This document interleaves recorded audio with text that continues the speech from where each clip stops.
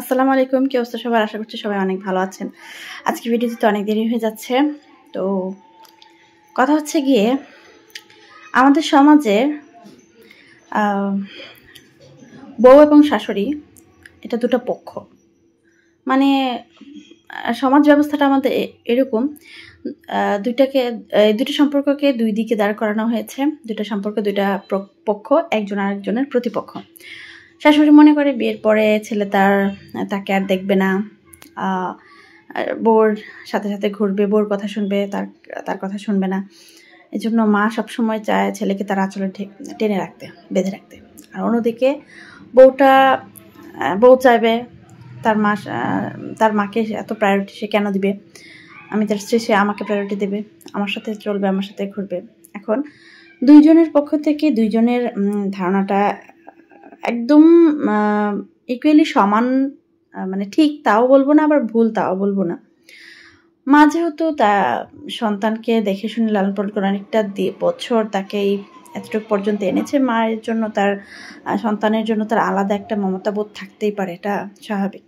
আর একটা মেয়ে বউ, সে অন্যের বাড়ি থেকে তিনি নিজের সব কিছু ছেড়ে ছুড়ে আসে কার জন্য? এই স্বামীটার ভরসায় চলে আসে। স্বামীটা তাকে দেখবে, তার সকল মান অভিমান, তার রাগ ভালোবাসা সব কিছু ওই মানুষটাকে ঘিরেই কিন্তু হয়ে থাকে।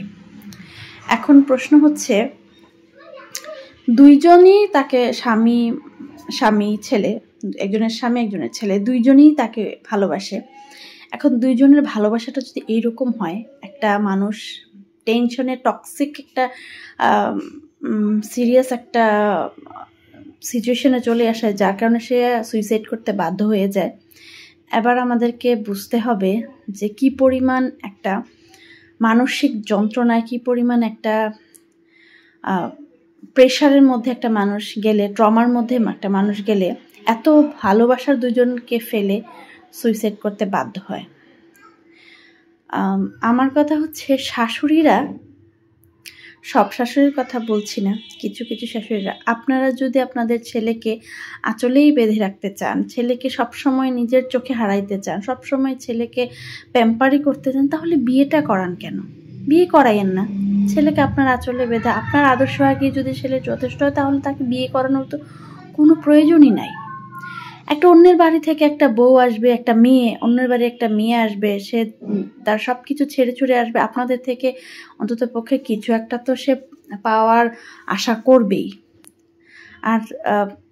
আর কথা হচ্ছে, আপনি যদি এটা আশা করেন আপনার বাড়ির মেয়েটা অন্য বাড়িতে গেলে আদর সোহাগ ভালোবাসা, স্বামী শ্বশুর শাশুড়ি দেবর ভাসুর সবার থেকে অনেক ভালোবাসা পাক, এরকম আশা যদি আপনি করেন, তাহলে আপনি কেন পরের বাড়ির মেয়েটাকে ওই রকম আদর সোহাগ ভালোবাসা দিতে রাজি হন না? আশেপাশের মানুষের অনেকের, প্রতিবেশী বা আত্মীয় স্বজনের অনেকের কথা শুনে যেটা বুঝলাম, তাদের বয়সের গ্যাপ প্রচুর। তো স্বাভাবিকত বয়সের গ্যাপ যেহেতু প্রচুর, মেয়েটা অনেকটাই ছোট। প্রথমত হচ্ছে, ছেলেটাকে এত বয়সে, এত অল্প বয়সে একটা মেয়েকে তো বিয়ে করানো ঠিক না। তোমার মা যে কতটা পরিমাণে কিরকম সেটা তো তুমি ভালোই জানো। তুমি যদি বউ এবং মাকে ভালোভাবে সামলাইতেই না পারো, তুমি জানো তোমার মা কেমন, তাহলে তুমি বিয়ে করতে গেছো কেন বাবু? হ্যাঁ, তুমি কি একটা কাপুরুষ, কি একটা ব্যাটা মানুষ হয়েছ? বউকে ছাড়তে পারো না, মাকেও ছাড়তে পারো না। মাকে ছাড়তে তো কেউ বলে নাই, মাকে বোঝাও, মাকে মায়ের মতো করে হ্যান্ডেল করো। না, মায়েকে মায়ের মতো করে হ্যান্ডেল করলা না, মাঝ দিয়ে কি হলো? ওই যে মেয়েটা যেটা পেটে একটা নতুন আরেকজনকে নিয়ে রাখছে, মাঝ থেকে ওই মেয়েটা বিধবা তো হলোই, এখন দুনিয়া জুড়ে সবাই ওই মেয়েটাকে দোষ দিচ্ছে। কেন? তার কি দোষ? তার কি একটু লাগে না স্বামীর সাথে একটু আহ্লাদ সোহাগ করতে, স্বামীর সাথে একটু ইয়ে করতে? সে ছোট, তার তো একটু অভিমান আহ্লাদ সোহাগ আরো বেশি হবে। সে তো ইনম্যাচিওর, সে ওই রকম ম্যাচুরিটি, আপনার মতো ওই রকম ম্যাচিওর সে হয় নাই। তো তার তো একটু আদর সোহাগ একটু বেশি করে তাকে বুঝিয়ে শুনিয়ে সংসার বুঝাইতে হবে। অন্য বাড়ির একটা মেয়ে কি হুট করে আপনার সংসার বুঝে ফেলবে? তাকে সময় দিয়ে বুঝাই নিতে হবে। আপনি যেমন চান আপনার বাড়ির মেয়েটাকে আরেকজন একটা আদর সোহাগ দিয়ে বুঝিয়ে শুনিয়ে তারপরে তাকে গড়ে তোলক, অন্যের বাড়ির মানুষটাও চায় তার মেয়েটাকে আপনি একটু আদর সোহাগ দিয়ে বুঝিয়ে তাকে নেন। এখন সব দোষ সব সময় বউদের হয় এরকম না, আবার সব দোষ যে শাশুড়িদের হয় তাও না।